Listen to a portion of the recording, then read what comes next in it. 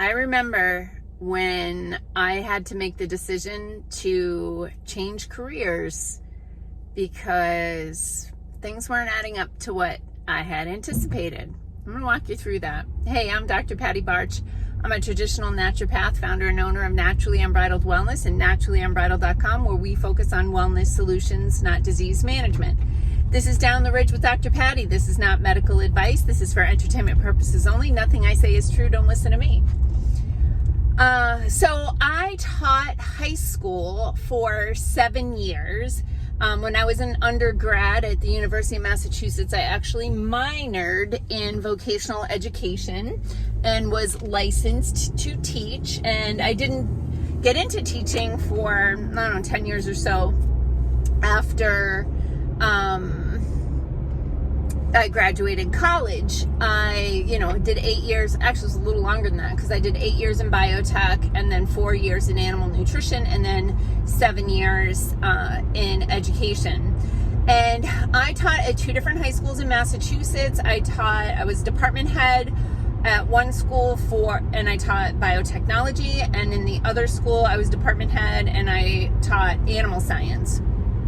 And when I got that second teaching job, I thought, this is it. This is the job I'm going to do for the rest of my life.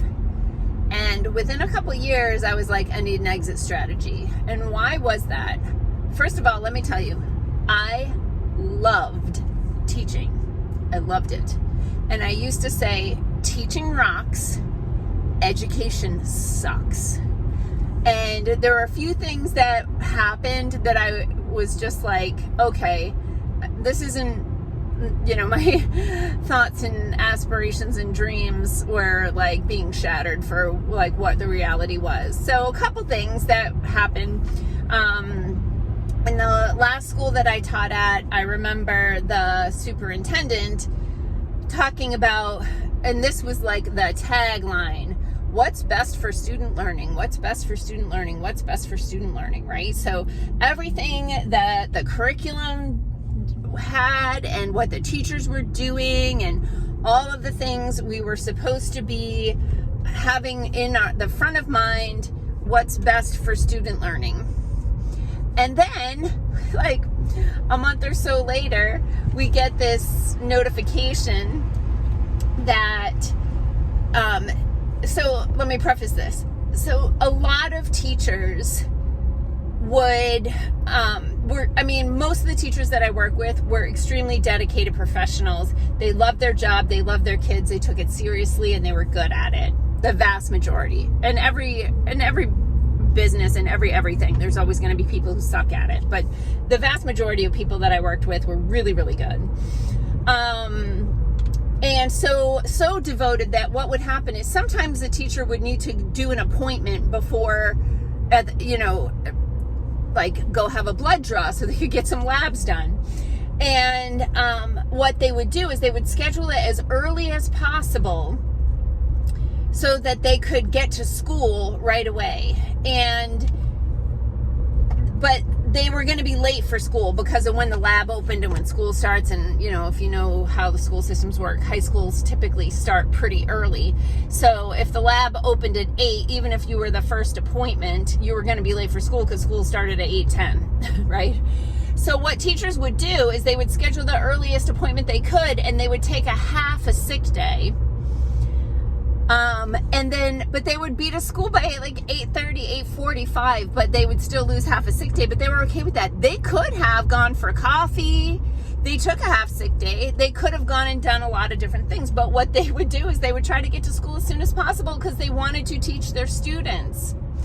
And so when the superintendent said that, out of one side of his mouth, what's best for student learning, and at the other side of his mouth, he said, teachers will no longer be allowed to take a half a sick day because we have to pay the substitute teacher. It was like either $75 or $100 for the day, no matter what. So if you're going to take a sick day, you have to take the whole day.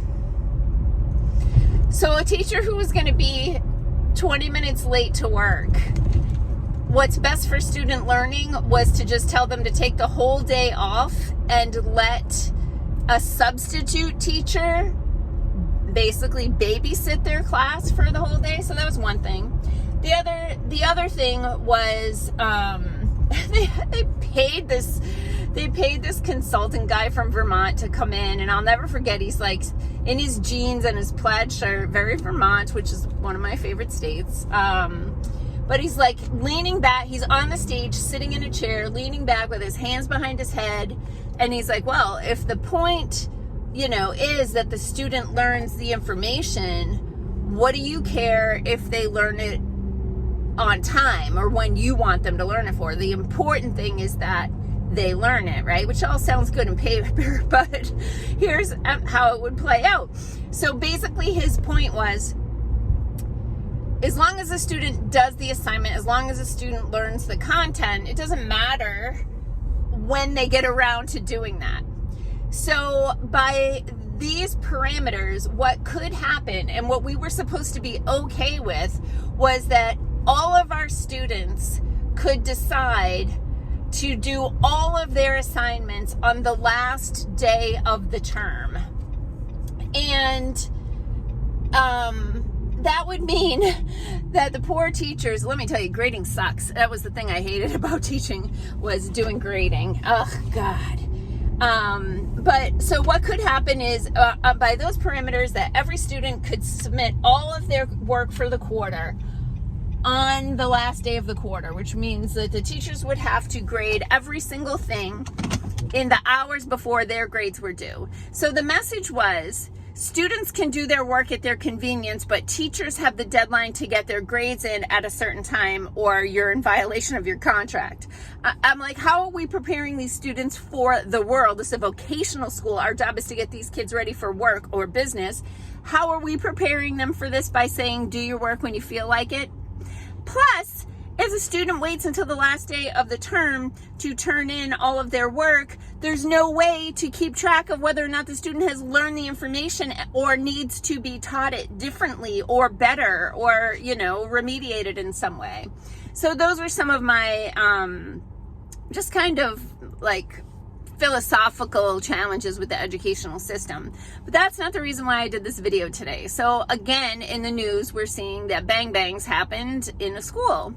And that was kind of one of the big catalysts for me deciding like, I didn't sign up for this. I did not sign up to be a human shield. I signed up to teach.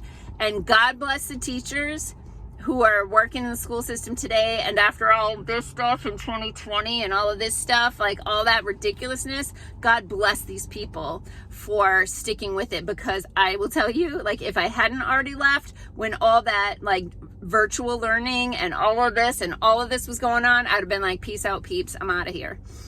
But I remember doing an active bang bang drill. And, having my, like, you have to close all the doors, pull all the sheets. There were these color coding things that you would either put on the window or put in the window of the door if your room was good or not good, and like all this stuff.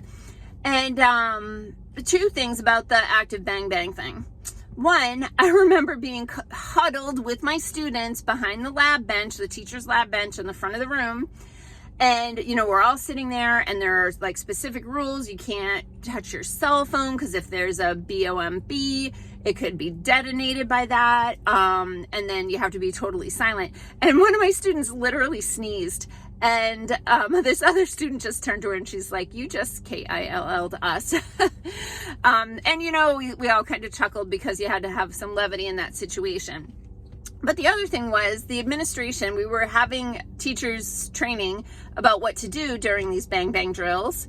And they said, if a student is out of the room, a student is in the bathroom, and a bang bang drill happens, no matter what, you can't let them back into your room once your door is closed. I'm like, I'm not doing that. And the vice principal was like furious because, it's me. I'm gonna like speak my mind. And I'm like, I'm not doing that. He said, what do you mean you're not doing that?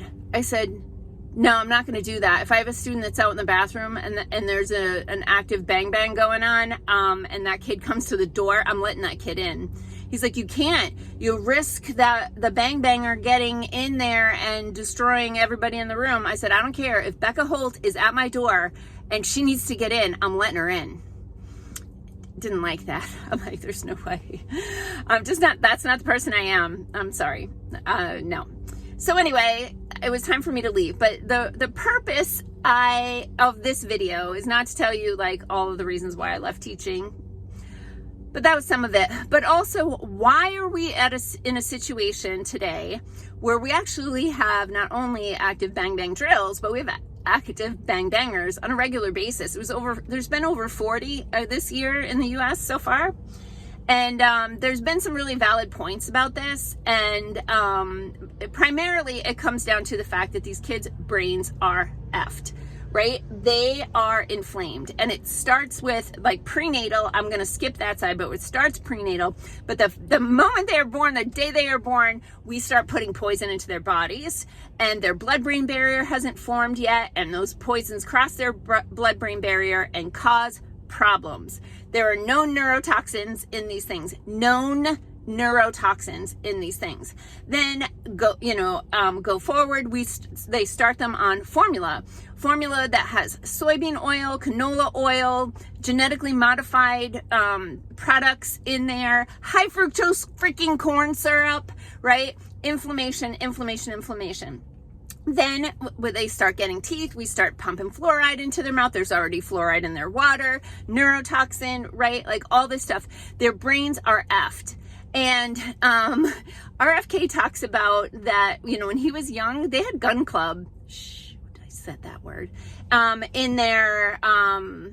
In their school. And I vaguely remember this. Like, I think it kind of got phased out about the time that I went to high school.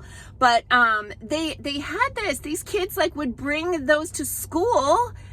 And this never happened because we didn't have all this poison in the environment. We didn't have all this poison in the school. And back then, these kids' brains were not inflamed. I mean, high fructose corn syrup took a while to be developed and then to be ubiquitous in our freaking lunches at school. That was another thing that I used to have a few words about. Anyway, if there's a problem with forest fires in your country, the solution is not to say nobody can have matches, right? If there are forest fires in your country, on a regular basis, you should really start looking at the state of the people doing this and what they might have in common and what are the reasons why this has developed in the past 20 plus years where it never existed before, even when kids would, bring those things to school as part of the school. So anyway, just a shout out to all my friends who are still teaching, all the people out there who go to school every day because they're passionate about teaching children and they swallow the crap that the administration sends at them so that they can continue to do the job that they love and then put themselves in the human shield position for somebody else's kid. These are impressive people, and props to you guys. So it's Friday. Peace out, peeps. Have a healthy weekend.